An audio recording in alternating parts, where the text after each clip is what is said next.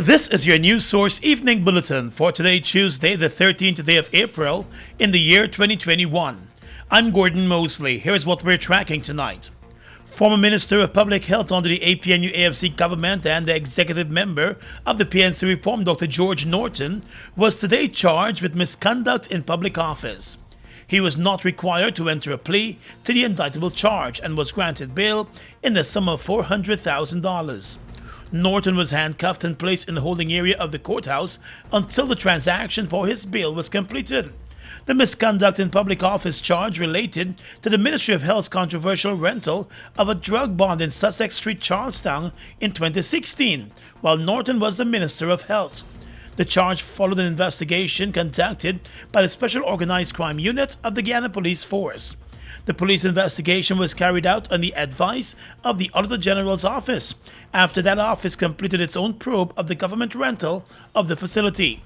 The Guyana Police Force, in a statement today, said the investigations by SOCO revealed that in 2016, the then Minister of Public Health unlawfully instructed the Public Secretary not to engage a tender board over a single source award for the rental of the warehouse facility for storage of pharmaceuticals. The police force also claims that it was unearthed that Dr. Norton instructed the Permanent Secretary to prepare a cabinet memorandum for him to take to the cabinet for its deliberation on the matter. According to the police statement, the Permanent Secretary later received a copy of the cabinet decision awarding the contract to Linden Holdings Inc. for the rental of the property in Sussex Street for storage of government pharmaceuticals. The bond, which was leased from businessman Larry Singh, became the subject of controversy after it was revealed in the National Assembly's Committee of Supplies back in 2016 that it was rented at a cost of $12.5 million per month to assist in the storage of medical supplies for the government, but was left empty for 2 months. The contract was discontinued under the last government, and Norton was also replaced as the Minister of Health. He was still referred to the Committee of Privileges in the National Assembly over statements he made about the matter in the Parliament, but there was no hearing in that committee.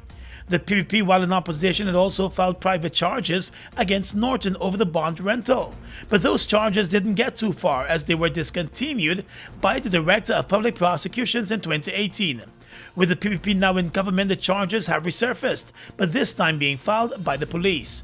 Norton is being represented by attorney Nigel Hughes and will make his next court appearance on the 27th of April. More news when we return in just a moment. Guyana, we've been through it all. But as a people we have weathered every storm And risen to every challenge. Because it is the people of Guyana that gives it its strength. all the people, Regardless of race, class or religion. We are one people, one strength. And now is our time. A time to rise. Together, we rise.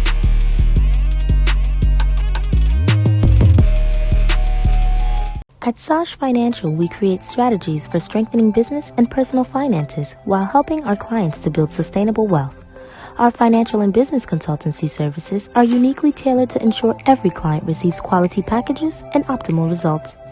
Our financial services include financial reporting and analysis, financial status assessment, internal audits, bookkeeping and records management, financial planning advice, tax returns. Our business advisory services are related to business plans, business startups, operational improvement, business management, document preparation, procedures development, efficient marketing. Call or WhatsApp us today for your free consultation on telephone number 592-665-6045. Sosh Financial, strengthening businesses, building wealth. University students, do you know who is seeing what you share online? Prospective employers, recruiters, and graduate schools often screen potential candidates before hiring or approving applications. Sharing inappropriate images or posts and using obscene language online can cost you dearly. Avoid paying the price. 1. Set your account to private. 2. Think twice before you share a post. 3. Get permission before posting details about others. Remember, what goes online stays online. Stop oversharing and get safe online.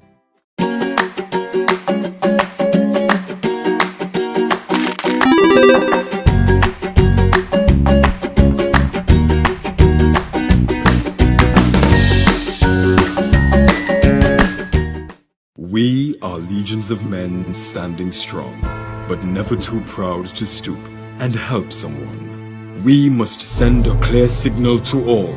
Do right. Walk in upright ways. Knowing that's what being a man is all about. And ever aware that things will only get worse when good men do nothing. Stand strong. Be the one to live right. Mom, what are you doing with GPL on your list? Child, you forgot I have to pay GPL? You got time with GPL? I have to keep these lights on. The customers who think in that manner and refuse to honor their obligation to GPL are obviously not playing their part in ensuring quality service delivery. So, I will continue to pay my GPL bill on time, every time. I recognize the value of your point, Mom. You were right.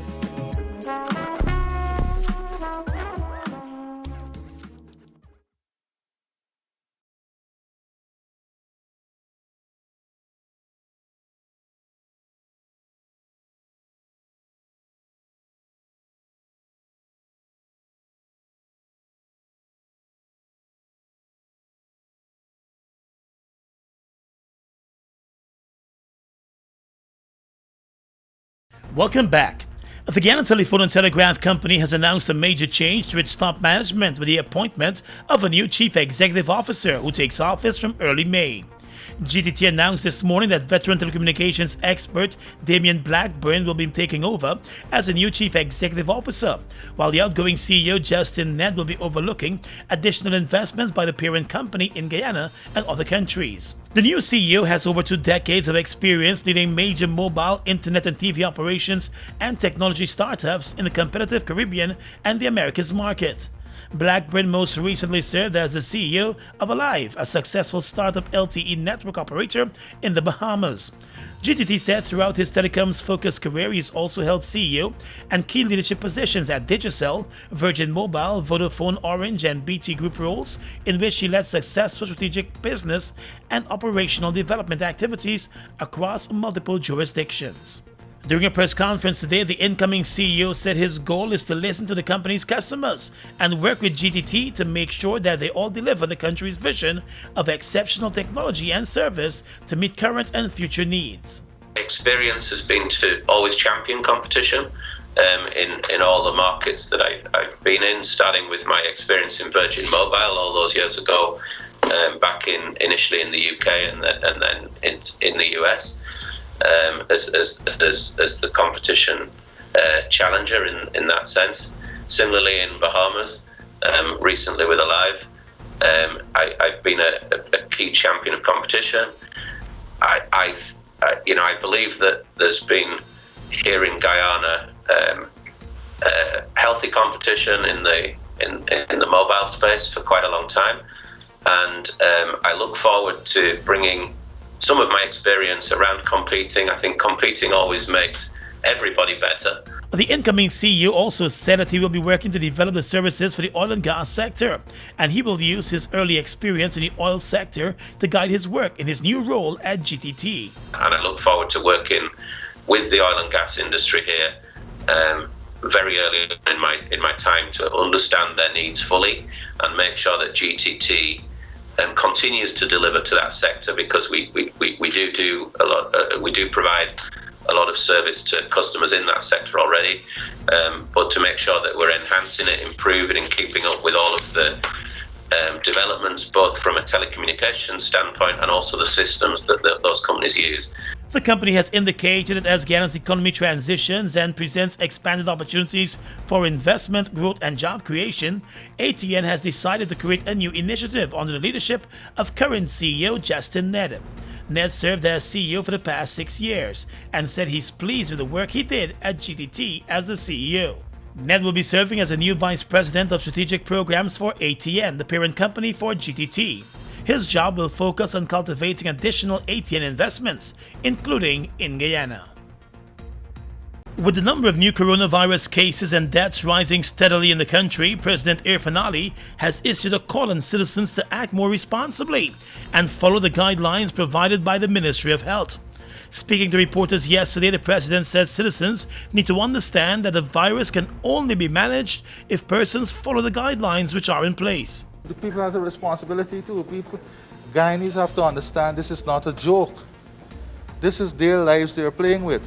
The government has come under criticism for not doing enough to enforce the guidelines while moving ahead with the reopening of the country.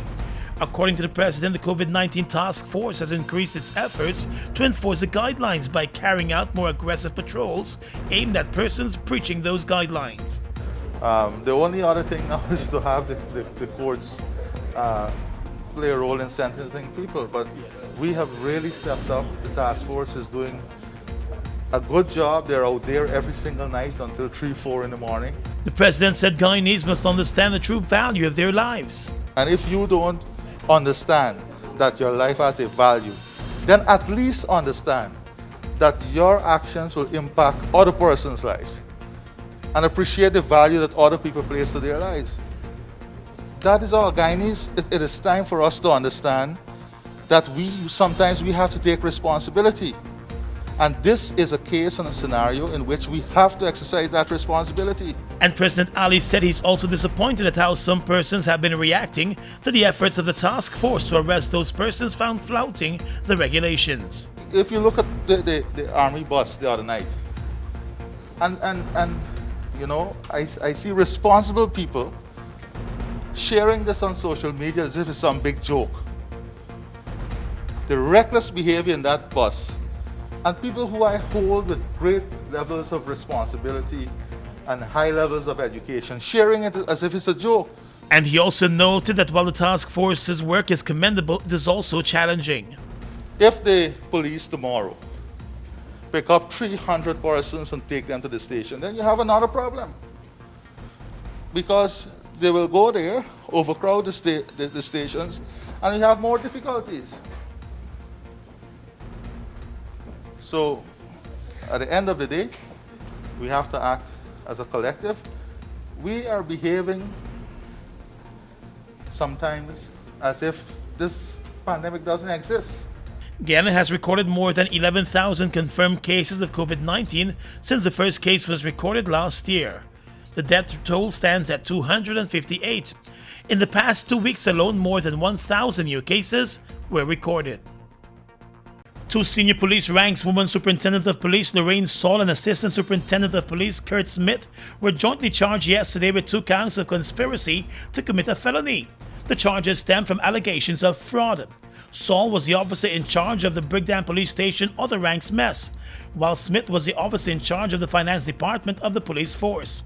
It is alleged that between the period the 1st to the 15th of December last year, Woman Superintendent of Police Saul inflated several accounts for meals provided by the Brigdam Other Ranks Mess for reimbursement at the Police Finance Department. She was also charged separately with 2 counts of falsification of account. Acting on information, the police force called in the Special Organized Crime Unit to conduct an investigation. The investigation, according to the police, revealed that Ms. Saul prepared an account on the 12th of December 2020 and the petty contract on the 18th of December for a meal supply to ranks who performed duties at an A-Division Riot Unit training program to the tune of $1.3 million. The police force said there was no such training program that took place during that period. It is also alleged that Ms. Saul also prepared another account and petty contract for a meal supply to ranks who performed fixed point duties at the Georgetown prison between the 1st and 15th of December to the tune of $648,000. The police force alleges that the woman superintendent inflated the number of ranks and the amount of meals on the account in the sum of $465,000. As it relates to the assistant superintendent, the Soku investigation alleges that he colluded with Saul to defraud payments for training from government funds, knowing that such training never occurred. Smith has denied the allegations since his job dealt with the signing off of vouchers and not verification. He was placed on $100,000 bail on each of the charges. Officer Saul did not appear in court since she's out of the jurisdiction. The case is expected to come up again on the 14th of May. Now let's tell you that a new problem with the recently installed gas compressor on the Liza Destiny oil production vessel has forced the ExxonMobil company to slash its oil production by 90,000 barrels of oil per day. In a statement this evening, the company said the decision could potentially affect Guyana's next oil lift, which is due in a matter of days. Exxon explained that while it was conducting the final testing phase of the reinstalled flash gas compressor and other components, the team encountered an additional problem with the discharge silencer. Teams from Exxon, SBM Offshore Services, and the manufacturer of the compressor are on site assessing the repairs with guidance from engineers in Europe and the US. Exxon said as a result of the new problem, oil production was reduced to a minimum level to minimize flaring. ExxonMobil Guyana is extremely disappointed by the design issues and continued underperformance of this unit. We will be working with the equipment manufacturer MAN Energy Solutions and the vessel's operator SBM Offshore to rectify this situation. This performance is below ExxonMobil's global expectations for reliability. Government agencies have been notified of the new problem and are being briefed on the latest development, the company assured. The compressor was damaged back in January and resulted in the company having to temporarily increase gas flaring above pilot levels to maintain safe operations. Subsequently, the company removed the faulty compressor and sent it for repairs in Germany. The reinstallation process started just a few weeks ago. 2 inmates of the Lusignan jail are now hospitalized with chop and stab wounds after they were involved in a jailhouse brawl with each other. In a statement, the Guyana Prison Service revealed that it remains unclear what triggered the fight between inmates Gerald Jones and Kaylee Roberts. But there was a reported verbal confrontation between the 2 inmates started to beat on each other. The release said during the fist fight, prisoner Jones armed himself with an improvised cutlass and dealt Roberts several chops about his body. In response, prisoner Roberts armed himself with an ice pick and stabbed Jones in the region of his chest. The 2 injured men were eventually parted and rushed to the health center in the prison, then taken to the Georgetown Hospital, where they were both admitted on the police guard in a serious condition. An investigation into the Sunday night fight is ongoing. Let's tell you now that a young gold miner, Avinash Fernandez, who was found dead in the Arakaca River after going missing from his mining camp, died from injuries consistent with manual strangulation, according to the post-mortem examination.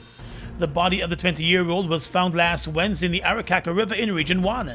He was last seen alive by one of his co-workers on the Monday night. In a statement today, the police force said the post-mortem examination was conducted by government pathologist Dr. Nihal Singh. It was done this morning after the body was identified by the man's sister. The pathologist listed the cause of death as asphyxiation due to the compression to the neck, consistent with manual strangulation.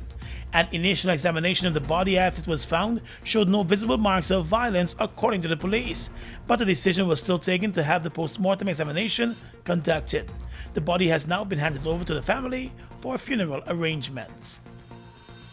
Fuel it up and drive, super 95 to the fuel it up and drive, super 95 to the protect your fuel system, boy. High mileage and performance, boy. Guy Oil Super 95 gasoline gives you more reasons to drive and is available at 56 service stations nationwide. For affordable price, high performance, and high mileage, choose Guy Oil's Super 95 gasoline. Fuel it up and drive! It's trendy to share your vacation plans, photos, and location on social media. But do you know who is seeing your posts? Sharing that you're on vacation or a business can signal to potential burglars that your home is empty. Using location services can also allow people to track your whereabouts, making you an easy target for theft. Be aware of what information you share about your location and your possessions. Remember, what goes online stays online. Stop oversharing and get safe online.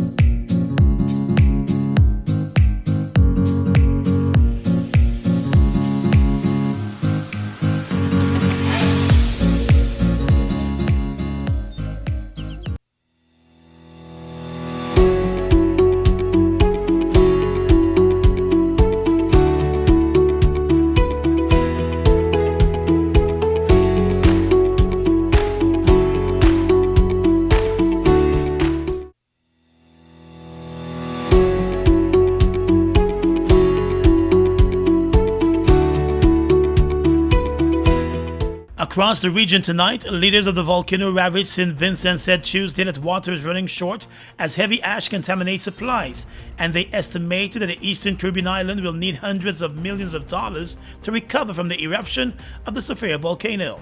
Between 16,000 to 20,000 people have been evacuated from the island's northern region, where the exploding volcano is located, with more than 3,000 of them staying at more than 80 government shelters.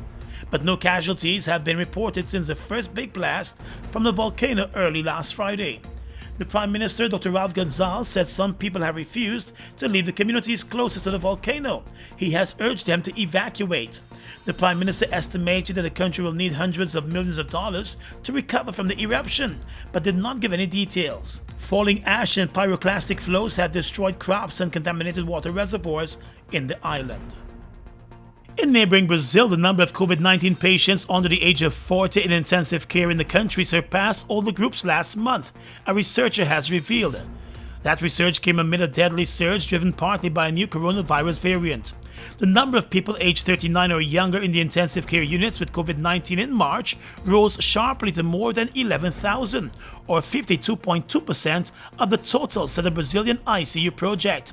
That was up from 14.6% of total ICU patients early in the pandemic and around 45% from September last year up to February this year. The official said various factors could be driving the increase. Patients over 80 who fell from 13.6% to 7.8% of the total in Brazil's ICU in March are now largely vaccinated. Young people are also more likely to expose themselves to the virus, the researcher said, whether because they have to leave their home to work or believe they are less vulnerable, he noted. And finally tonight, international news. U.S. President Joe Biden is set to announce that American troops will leave Afghanistan by the 11th of September, officials have told U.S. media. The U.S. would miss a May deadline for a pullout agreed with the Taliban by the Trump administration last year. The new deadline would coincide with the 20th anniversary of the terror attacks on the World Trade Center and the Pentagon in the U.S. in 2001. Mr. Biden had previously said the 1st of May deadline would be tough to meet. U.S. and NATO officials have said the Taliban, a hardline Islamist movement, have so far failed to live up to commitments to reduce violence. The Taliban have been warned that if they attack U.S. troops during the pullout phase, they will be met with a forceful response, said a senior administration official who was briefing reporters. And that's your News Source Evening Bulletin for tonight. I'm Gordon Mosley reporting. Stay safe.